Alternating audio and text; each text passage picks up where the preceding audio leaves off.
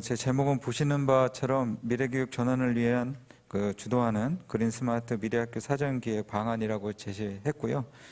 제가 여기서 방안이라고 이렇게 제목을 지은 거는 사전 기획이라고 하는 것은 디자인을 넘어선 기획 업무에 해당되기 때문에 이것은 어떤 답이 있는 것이 아니라 사전 기획가의 그 역량에 따라서 굉장히 다양한 아이디어들이 나와야 된다라는 생각에서 방안이라고 하는 말로 좀 제목을 붙였다고 미리 좀 말씀을 드리겠습니다. 앞에서 설명하셨던 그린 스마트 미래 학교의 그 핵심 내용을 보게 되면 결국은 이 내용 자체가 사실은 교육에 관련된 내용이다라고 하는 것을 우리가 이미 잘 알 수가 있습니다. 그래서 여태까지 교육시설이라 그러면 시설적인 관점에 굉장히 무게가 두어졌다면 앞으로의 그린 스마트 미래학교에서 우리가 따져야 될 것은 시설이 함께 가지만 그거에 대한 무게는 사실 교육에 굉장히 많이 가 있어야 된다. 이것을 우리가 이제 사실 대통령께서 말씀하신 그 당부 말씀 통해서도 우리가 알 수 있을 것 같습니다. 그런데 우리가 이제 먼저 살펴봐야 되는 것은 앞에서 말씀하셨던 그린 스마트 미래학교의 구성 요소가 있는데 이 구성 요소가 과연 같은 무게를 갖고 있는가 내지는 이거에 서로 간의 상관관계는 어떤가 이런 거를 먼저 좀 살펴봐야 이 사전기획에 들어감에 있어서 마음가짐이 조금 달라질 것 같습니다. 보시는 바처럼 앞에 보셨는데 사전기획 구성 요소는 이렇게 한 4가지 정도로 지금 구성이 되어 있습니다. 그 중에서 사실 학교공간 혁신 사업이 2019년부터 진행이 됐고요. 그다음 스마트 교실은 많은 분들이 알고 계시겠지만 이미 2011년 정도에 종합계획이 수립돼 가지고 사실은 추진되어 오고 있던 내용들입니다. 그린 학교도 사실 학교 건축이 2005년도부터 이 녹색 건축 인증이라는 거에 본격적으로 들어가서 대상이 돼서 현재도 운영 중에 있고요. 인증이. 학교 복합화는 우리나라에 본격적으로 드는 게 2000년도부터 이미 들어와서 우리나라에 현재까지 200개 정도의 사례가 있습니다. 근데 문제는 뭐냐면 여기에 보시면 공간혁신이라는 거는 우리가 학교 현장에서부터 굉장히 현재도 지금 뜨거운 핫 이슈인데 나머지들 보면은 사실은 크게 이렇게 어떤 공감대라는 게 많이 없습니다. 내용을 모른다는 게 아니라 이게 실질적으로 학교 현장에 얼만큼 도입되고 있느냐라는 걸 봤었을 때 굉장히 공감대를 갖기가 좀 어려운 수준에 있는 것이죠. 그 이유가 뭐냐면 제가 봤었을 땐 이 공간혁신이 추구하는 그 다양한 교사학습이라고 하는 이 교육과정적인 측면이 굉장히 강하다 생각을 합니다. 근데 이걸 보시게 되면 스마트 교실도 사실 맞추면 개발학습 확대거든요. 게다가 그린 학교도 환경 생태 교육 활성화입니다. 예, 이런 측면을 보게 되면 이거는 결국 어떤 관점을 우리가 바라봐야 되냐면 건축적인 관점이나 교육적인 관점으로 봐야 되고 이거 4가지의 상관관계를 보게 되면 결국은 공간 혁신을 기반으로 해서 나머지 것들이 다 이어져 나온다 이렇게 봐야 됩니다. 예. 그리고 여기 보시게 되면 스마트 교실이나 그린 학교 복합화도 있지만 제가 생각했었을 땐 이건 이제 정부 차원에서 추진했었을 땐 이 4가지 공간혁신, 스마트, 그린, 그 다음에 학교 복합화가 디폴트가 되는 거고 그 이외에도 사실은 우리가 사전기획가의 업무 능력에 따라서 플러스 알파적인 요소들이 굉장히 많을 거라고 저는 생각을 합니다. 그 대표적인 게 안전 관련된 것들이 있을 수 있습니다. 예를 들어서 방역 관련된 거라든지 우리가 많이 알고 있는 범죄예방 환경 설계라든지 화재 안전이라든지 이런 다양한 요소들이 있기 때문에 이런 것들은 사전기획가들이 또 추가적으로 개인의 역량에 따라서 이러한 요소들을 사전기획 당시에 학교 실정에 맞게끔 제안을 하는 것이 바람직하다고 생각을 합니다. 그래서 이걸 최종적으로 좀 구조화시켜 보면 결과적으로 공간혁신이라는 게 기초에 해당된다고 보여지고요. 이게 결국은 앞에서 얘기하는 우리 스마트나 그린 특히 이런 교육과정 분야에 대한 것을 핵심적인 것을 다 녹여내야 되기 때문에 공간혁신이라는 게 기초가 되고 나머지 스마트와 그린이 양쪽 기둥의 이제 뼈대를 삼아지고 복합화, 그 다음에 이제 플러스 알파적인 이런 구조로 우리가 이해를 하는 게 좋지 않을까 생각을 해봅니다. 근데 문제는 우리가 사전기획의 학교 현장에서 지금 현장에서 많이 문제가 나오는 게 사전기획과 기본설계 때 나오는 그 활동들이 거의 유사하다는 얘기가 굉장히 많이 나옵니다. 왜 특히 사용자 참여 디자인이나 이런 것들을 같은 활동으로 거의 이루어지고 있기 때문에 이거에 관해서 좀 구분해 볼 필요가 있는데요.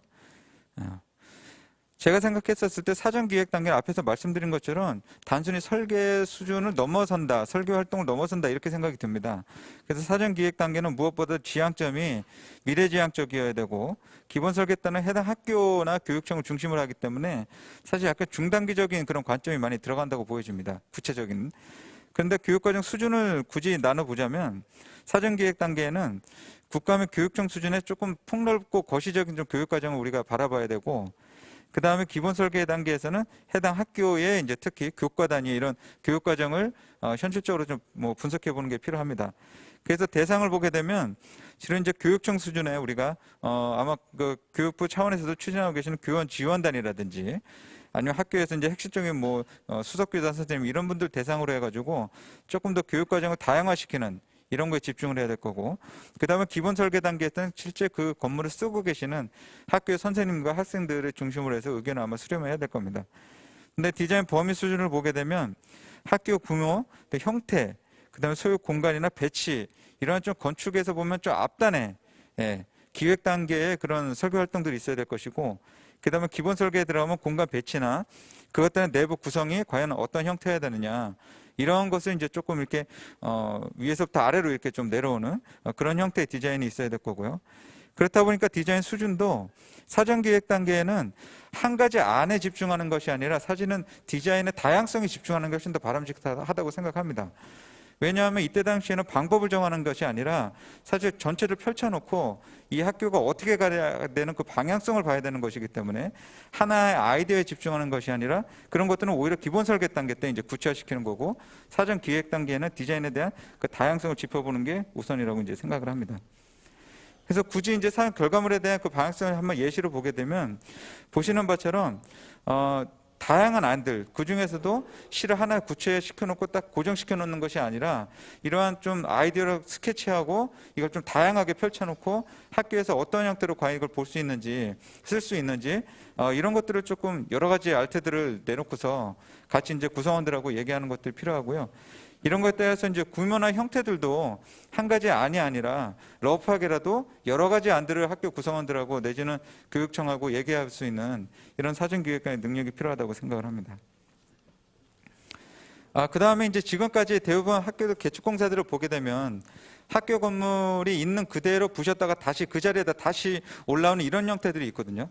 사실 그린스마트 미래학교는 앞에서 보신 것처럼 교육과정이 달라져야 되고, 그게 미래의 교육과정이라고 하면 기본적으로 건물 형태나 이런 것들이 다 달라져야 된다고 생각합니다. 그래서 기존의 그런 디자인이 아니라 조금 기존의 틀을 깨는 그런 혁신적인 디자인을 기본적으로 추구해야 되지 않을까. 또 그렇게 나오는 것이 사실 제대로 된 교육과정이나 그린이나 스마트 이런 걸 분석했다 그러면 사실 이런 새로운 디자인이 나오는 게 또 당연하다고 생각을 하고 있습니다. 그래서 본격적 그 세부적인 그 논의에 앞서서 사전기획과에 가져야 되는 핵심 역할에 대해서 제가 진행했었던 원주 치약고 사례 들어가지고 짧게 먼저 설명해보자 합니다. 주요 일정은 제가 사전조사만 한 1개월 정도 들었습니다. 그래서 그 학교가 갖고 있는 특성이라든지 설문조사라든지 이런 것들 한 1개월 정도 분석을 했고요. 그 다음에 디자인 워크숍을 한 7회 정도 가졌습니다. 인사이트 투어까지. 그 다음에 사실 이 마지막 단계가 훨씬 더 제 개인적인 관점에서 중요했는데, 설계 시공 단계 때 사실은 학교 구성원이 거의 컨설팅을 받거나 이게 전문가의 어떤 얘기를 들을 수 있는 그런 체계 자체가 지금의 학교공간 혁신 사업에도 사실 굉장히 부족한 게 사실입니다. 근데 그린스마트 미래학교는 사업 그 규모도 훨씬 더 크고 다뤄야 될 요소도 많기 때문에 이 전문가들이 단순히 디자인 단계에서 끝나는 것이 아니라 설계 시공 단계까지 꾸준하게 이렇게 좀 참여해서 계속 주기적으로 그것들에 대해서 이제 학교에서 추진하실 수 있도록 힘을 보태드리는 체계가 필요하다고 생각을 합니다. 그래서 사전 조율 단계 때는 이게 뭐 사전 기획과마다 상당히 그 영향의 차이가 있고 보시는 관점이 다르겠지만, 제가 봤었을 때는 첫 번째로 한 3가지 정도로 중점을 해서 봅니다. 현재로는. 예를 들어서 교육적인 조건들, 이게 공립이냐 사립이냐, 내지는 이 학교가 어떤 정책 사업을 추진하고 있느냐, 심지어는 이 학교가 어떤 전통성을 갖고 이 지역에 얼마만큼 있었느냐, 이런 게 다 이게 사실 굉장히 연관성이 깊더라고요. 해보니까. 그 다음에 지리적으로 이게 어느 도시에 어느 인구 규모 정도에 위치하고 있느냐, 그 다음에 인근 주택이나 인프라 현황이 어떠냐, 그 다음에 마지막으로 인적적으로 거기 관리자의 이제 부임기간이라든지 아니면 교사의 구성, 또 학생 수 추이, 이런 것까지도 사실 밑에 보시는 것처럼 교육과정이나 공간이 변할 수 있는 수준을 대충 가늠해 볼 수가 있습니다. 자체로서. 그래서 이런 것들도 사전기획과 분들이 사전에 본격적으로 학교의 사용자 참여 디자인이나 컨설팅에 들어가기 앞서서 충분하게 사전적으로 조사를 하셔야 이 학교에 들어갔을 때 이 방향성이 어느 정도 정해질 수가 있을 거라 이렇게 생각을 합니다. 두 번째는 설문조사를 했는데, 설문조사는 사실은 제가 구성원의 의견이 궁금한 것도 있지만 그것보다는 구성원들 간의 인식 차이가 굉장히 큽니다. 그래서 사전기획과 분들이 대부분 이제 건축가 분들이시라서 학교의 의견을 그냥 반영해서 지어준다고 생각하실 수 있지만 실제로 가장 큰 문제점은 내부 구성원 간의 갈등이 훨씬 더 심합니다. 그래서 대표적인 예로 제가 설문조사 했었을 때도 교사는 모두명 공간이 굉장히 필요하다고 생각을 했는데 학생들은 의외로 개별학습 공간이 훨씬 더 필요하다고 이렇게 얘기를 했습니다. 이것들을 보고서도 사실 선생님들이 굉장히 놀라셨거든요. 근데 이런 것들이 나중에 공간 구성을 할 때 굉장히 중요한 어떤 근거나 이런 것들을 이제 알 수가 있고요. 또 한 가지는 제가 했었던 그 취학고도 이제 고등학교다 보니까 고교학점제를 해야 되는데 1, 2, 3학년 학생들의 의견이 사실 또 다 다릅니다. 근데 이게 다른 것이 이제 아시겠지만 나중에 잠깐 말씀드리겠지만 결국은 고교학점제 갖고 있는 그 교육과정이 학년별로 다 차이가 있기 때문이거든요. 예, 그러니까 이런 것들 역시도 설문조사를 통해서 구체적으로 이제 도출해야 될 필요가 있다 이렇게 생각을 합니다. 그래서 교육과정 중심에 이제 사용자 참여 디자인을 했는데요. 이건 이제 수업에 쓸 수 있는 공간을 만든다 이런 관점인데 사실 최종적으로 보시게 되면 이 공간이 사실 단순하게 공간을 만들어내고 이런 게 중요한 게 아니라 여기 맨 밑에 있는 걸 보시는 것처럼 실제 그 공간이 어떠한 수업에 쓰여질지를 선생님들하고 직접적으로 고민을 하는 게 필요합니다. 왜냐하면 결국 공간이 만들어지게 되면 그 공간을 그냥 보고 즐기고 내지는 쉬는 시간에만 쓰고 끝나는 것이 아니라 실제로 수업 시간에 쓰여야 우리가 지금 얘기하고 있는 그린 스마트 미래학교 추구하는 교육 혁신이라는 거에 이어질 수가 있기 때문에 결과적으로는 이게 사용자 참여 디자인 단계 때부터 이 교육과정과 같이 연계돼서 공간이 지어질 수 있도록 이렇게 이제 추구를 하는 게 필요할 것 같습니다. 그래서 이런 걸 가지고 이제 제가 나왔을 때도 학년마다 제시해준 공간이 보시는 것처럼 다 달랐습니다. 근데 이것이 그냥 나온 것이 아니라 1학년 같은 경우는 고교학점제는 보통 이제 공통 과목을 대부분 운영을 하고 있기 때문에 이제 전통적인 강의 주소에 많을 수밖에 없고 2학년, 3학년 올라가면서 이제 선택 과목이 집중적으로 이제 늘어나게 됩니다. 특히 3학년의 경우에는 대부분 공강이나 이런 것들도 앞으로 이제 시간이 저희가 2022 교육과정이나 이런 것들이 발전되면 다시 이제 개발되면 점점 더 그 부분이 늘어날 수밖에 없기 때문에 근데 이런 것들을 이제 저희가 파악하려면 기본적으로 사전기획과는 핵심적으로 또 기본적으로 보셔야 되는 게 개정교육과정을 보셔야 됩니다. 네. 이런 거를 보셔야 기본적으로 자기가 맡은 그 학교가 어떠한 그 국가의 그 틀 안에 들어가서 그 교육과정 운영을 해야 되는지를 기본적으로 이제 파악해 볼 수가 있는 것이죠. 이런 측면에서 본 사전기획과의 핵심 역량 한 두 가지로 살펴볼 수 있을 것 같습니다. 첫 번째로는 교육과정을 포함한 학교 문화 이해가 필요하고요.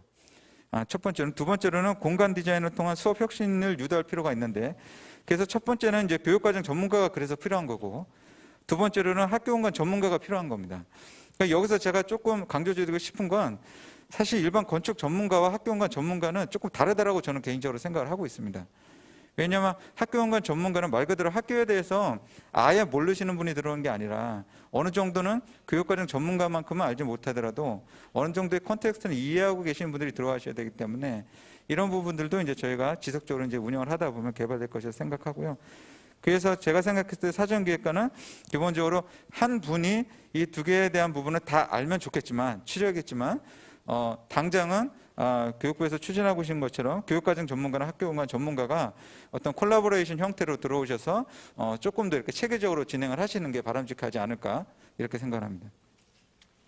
그래서 본격적으로 이제 공간 혁신에 대해서 한번 핵심 요소를 살펴보면요. 이미 우리가 살펴본 것처럼 공간 혁신의 핵심적 요소는 교수 학습 방법의 다양화입니다. 예. 근데 많은 분들이 이제 특히 선생님들은 많이 아시겠지만 이 교수 학습 방법의 다양성을 만들어내기가 사실 쉽지가 않습니다. 학교 현장에서 현재 특히 중등학교로 넘어가면 더더욱 그렇고요. 근데 이거를 그나마 할 수 있는 방법론이 교육과정 재구성입니다. 예. 근데 사실 지금 사전기획 단계뿐만이 아니라 이제 뭐 학교공간 혁신이나 공간혁신 사업이나 이런 데에서도 그 교육과정 재구성이나 이런 활동은 거의가 없는데 앞으로 이제 그린스마트 미래학교에서는 이 공간혁신이 나머지 것들을 다 지탱하는 기초에 해당되기 때문에 말씀드렸던 것처럼 교육과정 재구성을 사실은 지역 수준이나 교사 수준에서 반드시 짚어서 이 교수학습 방법 자체가 다양하게 나올 수 있도록 그 활동을 이제 유도하는 것이 중요하다고 생각을 합니다. 근데 이거는 사실은 뭐 이미 북미나 북유럽에서는 이 가이드라인을 보시는 것처럼 이 공간 디자인을 할 때 얼마나 이 교수학습 방법이 핵심 그 뼈대가 되는지 이미 강조를 하고 있고요. 그래서 이런 걸 통해서 이제 교수학습 방법을 이제 다양화시킬 수 있는 그 방법이 된다고 생각합니다. 그래서 제가 생각하고 있는 것은 기존에 아까 말씀드렸던 그 사례에서도 제가 학교 현장에 있는 분들하고 바로 이 교육과정 재구성을 하지는 않았습니다. 그건 무슨 얘기냐면 학교 현장에 계신 분들이 사실 본인이 자기 살 깎아먹기 어려운 것처럼 실제로 가서 그 교육과정 재구성을 해보면 새로운 아이디어를 많이 내지 않으시고 심지어는 이미 하고 계신 분들도 굉장히 소극적으로 대처를 하게 돼 있습니다. 그래서 저 같은 경우에는 도교육청 수준에서 교원 지원단을 먼저 꾸려서 교과목별로 그 교과목별로 수석교사 선생님들이 창의적으로 이제 일단은 자기 보신 교과가 갖고 있는 그런 최대한 범위 내에서 교사학습 방법을 다양화시키는 보시는 것처럼 이렇게 시트지를 만들어서 각 이제 내용별로 교사학습 방법을 연결하는 확장시키는 이런 작업을 했고요. 이걸 기반을 통해서 하나의 공간 가지고 집중해서 뭐 디테일하게 만드는 것이 아니라 과연 전체적으로 일단 어떤 공간이 필요하냐, 그 다음에 그 공간들이 과연 어떤 연결관계가 갖고 있어야 되느냐. 지금 여기 보시는 사례는 수학 사례인데 보시는 것처럼 도서관과 정보 검색 공간이 핵심 코어에 있어요. 원의 가운데 있을수록 핵심 공간이라는 얘기고, 그거와 같이 붙어 있을수록 그 곳과에서 이제 중요하게 연결고리를 갖고 있는 공간이라는 뜻인데, 이런 식으로 전체적인 틀을 일단은 먼저 사전 기획 단계에는 만들어내는 것이 훨씬 더 중요하다고 생각을 합니다. 그리고 이걸 기반으로 해서 교원지원단에서 나온 결과물을 가지고 이제 그 다음에 학교 현장에 계신 분들이랑 콜라보레이션으로 이제 교육과정을 재구성할 필요가 있어요. 그래야지 아무래도 이제 본인이 갖고 있는 것 이상으로 조금 더 이제 한 칸 더 앞으로 나가서 생각해 보실 수 있는 그런 역량이 발휘될 수 있다, 이렇게 생각을 하고요.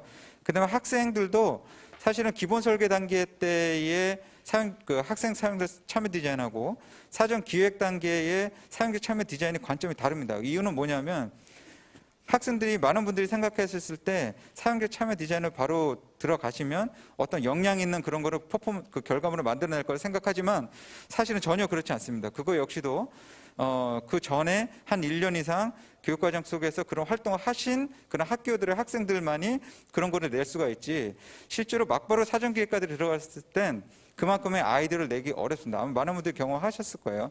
그런 측면에서 보면 사전기획 단계 때는 학생들한테 의견을 받는 게 중요한 것이 아니라 그 학생들한테 기본 설계 단계 때 사용자 참여 디자인에 참여할 수 있는 역량을 일단은 심어주시는 것을 중점으로 하시는 게 훨씬 더 이게 효과적이다, 이렇게 생각을 합니다. 스마트 교실의 핵심 요소를 먼저 살펴보겠습니다.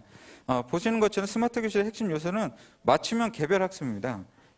근데 이거 역시도 앞에서 말씀드렸던 것처럼 교육과정 재구성을 통해야지만이 이 개별 학습에 대한 그 교사학습 방법이 선생님들이 적용할 수 있기 때문에 이런 부분은 반드시 교육과정을 통해서 한번 해보셔야 되는 거고요. 이거는 비단 사실 우리나라만 추구하고 있는 것이 아니라 보시는 것처럼 우리가 21세기에서 구성주의에서 추구하고 있는 학습장중 교육과정을 보게 되면 거기에 핵심이 이런 개인 공간에 대한 게 반드시 들어가게 돼 있습니다, 이미. 그리고 이거는 아마 우리가 많이 알려져 있는 OECD 2030의 학습 주도자라고 하는 개념을 보게 되면 거기에서도 동일한 개념이 이미 가 있습니다. 근데 이것이 우리나라에는 없느냐? 아닙니다. 사실 2015 개정 교육과정을 분석해 보면 이 2015 개정 교육과정의 닉네임이 학습 맞춤형 교육과정이지 않습니까? 그러니까 여기에서도 이미 우리가 자기주도나 정보 활용 이런 걸 통해 가지고 계력 학습이 이미 강조되고 있습니다. 다만 그거를 학교 현장에서 얼마만큼 적용하고 있느냐에 대한 문제지, 이거는 이미 우리나라도 이미 가고 있다, 이렇게 보시면 될 것 같습니다. 그래서 이제 제가 디자인했던 학교도 이렇게 블렌디드 학습 그 러닝 센터라고 하는 것을 이렇게 만들었습니다. 그래서 가운데서 토론을 하다가도 양쪽에 가서 개별 학습이나 이런 걸 계속 연계적으로 이렇게 할 수 있는 공간으로 만들고, 그다음 왼쪽에 보시는 것처럼 뭐 소규모 토론실에서도 있다가도 앞에 나와서 개별 학습을 하거나 이렇게 순차적으로 할 수 있는 공간 디자인을 했는데, 그래서 사실 이제 학교 현장에서 이런 식으로 이제 굉장히 잘 쓰고 계셨습니다. 근데 문제는 뭐냐면 이 공간이 단순히 그 만들어진다고 중요한 게 아니라, 여기 보시는 것처럼 여기는 이제 핀란드에 있는 고등학교의 한 사례인데요. 보시는 것처럼 선생님이 그 게임 형태로 해가지고서 지금 수업을 진행하고 있는 모습입니다. 그래서 선생님 문제를 내면 왼쪽에 그림처럼 학생이 버튼을 누르면 전체적으로 참여한 학생이 누가 맞췄고 아니면 누가 틀렸고 이런 식으로 이제 여기서 계속 진행이 되죠. 이걸 보게 되면 뭘 할 수가 있냐면 첫 번째로는 일단은 선생님이 쓸 수 있는 역량이 있어야 됩니다. 예, 그러니까 아무리 공간을 만들어줘도 선생님이 이 개별학습 그걸 기반으로 어떤 블렌드라든지 플렉스라든지 거꾸로 수업이라든지 이런 걸 진행하실 수 있는 역량이 안 되시면 사실 이걸 적용하기 어려워요. 그러니까 사전기획가 분들도 이걸 보셨을 때 들어가셨을 때 과연 그 교육청 수준 내지는 이 학교 수준에서 선생님들이 얼마만큼의 이런 스마트 교실을 운영하실 수 있는 역량이 되시냐 내지는 그런 콘텐츠들이 얼마만큼 확보되어 있느냐 이런 거를 같이 반드시 함께 살펴보셔야 됩니다. 이렇지 않으면 사실 과도하게 만들어 놔봐야 사실 학교에서 쓸 수가 없기 때문에 뭐 10개, 20개 교실 만들어 놓는다는 것 자체가 의미가 없다고 볼 수가 있겠죠. 그래서 이런 것들도 아까 말씀드렸던 교육과정 재구성 워크숍을 통하면은 이런 식으로 이제 선생님들하고 같이 논의를 해볼 수가 있습니다. 그래서 교과별로 어느 교과 때 어느 학습 내용 때 과연 이런 공간들이 필요로 하는지를 이런 통해 가지고 하면 얼마만큼의 이런 교실들이 공간들이 확보돼야 되느냐라고 하는 걸 사전 기획 단계 때 제시를 해줄 수가 있겠죠. 그다음에 이거 역시도 보시는 것처럼 뭐 독립형 개별학습과 이런 것들도 선생님들이 제시한 것을 볼 수가 있습니다. 그리고 세 번째로는 이 스마트 교실을 잘 만들어 놓으면 문제는 유지 관리를 굉장히 잘 해야 됩니다. 예, 아마 많은 분들이 아시겠지만 2011년도에 발표한 이후에 여러 가지 시범 사업이 있었는데 그 사업들의 대부분이 사실 유지 보수 때문에 굉장히 어려움을 겪었어요. 그래서 지금 대부분의 학교들도 아마 이 유지 보수나 이런 것들이 지속적으로 이루어지지 않아서 쓰지 못한 학교들이 굉장히 많을 겁니다. 그래서 여기 보시면 이거는 그 필라델피아에 있는 마이크로소프트에서 지은 그 미래학교인데요. 이거 보시게 되면 왼쪽에 그 동그라미 쳐진 부분에 테크센터라는 게 있습니다. 그래서 복도 중간에 이 테크센터가 있어서 여기서 뭐를 하는 거냐면 보시는 것처럼 학생들이 쓰고 있는 디바이스를 가져오면 여기서 수리를 해주거나 아니면은 바로 고쳐지지 못하면 교체를 해주거나 이런 식으로 언제든지 유기적으로 이걸 지속적으로 계속 쓸 수 있게끔 해준 거예요. 그러니까 이게 안 되면 아무리 이게 뭐 잘 만들어지고 선생님이 하고 싶고 콘텐츠 있고 해도 사실은 이게 유지 관리가 어렵겠죠. 그래서 이거를 왜 제가 말씀드렸냐면 이거는 사실 교육청 수준에서의 분석이 굉장히 중요합니다. 왜냐하면 교육청이 이거에 대해서 갖고 있는 의지나 내지는 자원이나 이런 것들에 따라서 이게 뭐 운영이 될 수 있느냐 없느냐가 판단이 되기 때문에 사전 기획 단계에서 그거는 반드시 이제 교육청 수준에서 먼저 점검을 하셔야 되겠죠. 그린 학교에 대해서 잠깐 살펴보겠습니다. 그린 학교는 아까 말씀드렸던 것처럼 핵심은 역시 환경교육입니다. 예, 그러니까 단순히 이제 공간적으로 이게 친환경적으로 만드는 걸 넘어서 가지고 이게 이제 교육적으로 쓸 수 있게 이제 학교에 쓸 수 있게 하는 것이 중요하다는 얘기죠. 이게 앞에서 말씀드렸던 그 필라델피아 그 미래학교의 내부 모습인데요. 여기도 사실은 이제 친환경 인증 굉장히 높은 수준의 인증을 받았기 때문에 보시는 것처럼 내부에서 등을 다 끄고도 안에 이제 굉장히 밝은 그런 이제 모습을 볼 수가 있겠죠. 근데 사실은 이런 구조가 나오려면 기본적으로 보시는 것처럼 우리나라의 틀을 벗어나야 됩니다. 무슨 얘기냐면 지금 아마 많은 교육청들이 생각을 하셨을 때 기존에 4층짜리 건물 있던 거 그대로 부시고 거기다 층층이 다시 쌓아서 원래의 모습대로 하는데 외관이나 아니면 내부의 구조가 좀 바뀌면 이게 그린 스마트가 될 것이다 이렇게 생각하지만 실제로 그린 학교의 모습을 갖추려면 그 구조나 형태 자체가 친환경 중심의 학교에 맞게끔 완전히 새롭게 탈바꿈해야 된다. 그래서 사전기획 단계 때가 굉장히 중요한 것이죠. 왜냐하면 사전기획 단계 때 이게 없이 그냥 원래 상태 그대로 구조적으로 가져가게 되면 변하는데 굉장히 한계가 있을 겁니다. 그 다음에 그 단순히 건물만이 중요한 게 아니라 사실 친환경 학교라 그러면 그 주변이 굉장히 중요할 거거든요. 예, 보시는 것처럼 해외 사례들은 대부분 외부에 뭐 공원이랑 같이 연계돼가지고 이렇게 지어진 것들이 굉장히 많은데 우리나라 같은 경우는 사실 그대로 그 건물 자체만 다시 지어지게 되면 어려우니까 우리가 기본적으로 고려해 볼 수 있는 건 통폐합이나 이런 과정을 통해 가지고 학교의 배치를 바꾼다거나 아니면 그게 안 되면 학교 내에서라도 부지 내에서라도 이 학교 건물의 위치를 좀 바꿔서 친환경적인 그런 생태 공간을 같이 주변에 갖출 수 있도록 하는 게 필요할 것 같습니다. 그다음 마지막으로는 내부 공간과 외부 공간이 만들어지면 그거의 연계가 중요합니다. 사실 이건 교육학적으로도 굉장히 중요한 관점인데 여기 보시는 것처럼 이게 뉴질랜드에 있는 학교인데요. 보면 1층에 보시면 외부로 이렇게 유기적으로 왔다 갔다 할 수 있는 이렇게 접근성이 확보되어 있는 걸 이렇게 볼 수가 있습니다. 이거는 사실 우리나라에도 굉장히 필요한 게 이 교육과정을 보게 되면 특히 2019 개정 누리과정이나 이런 것들 내지는 초등학교 저학년의 놀이중심의 교육과정 이런 걸 보면 야외 활동 공간이 그 교육과정의 하나입니다. 야외 활동이. 이거 굉장히 인지나 정서적 측면에서 굉장히 중요한 가치가 있겠죠.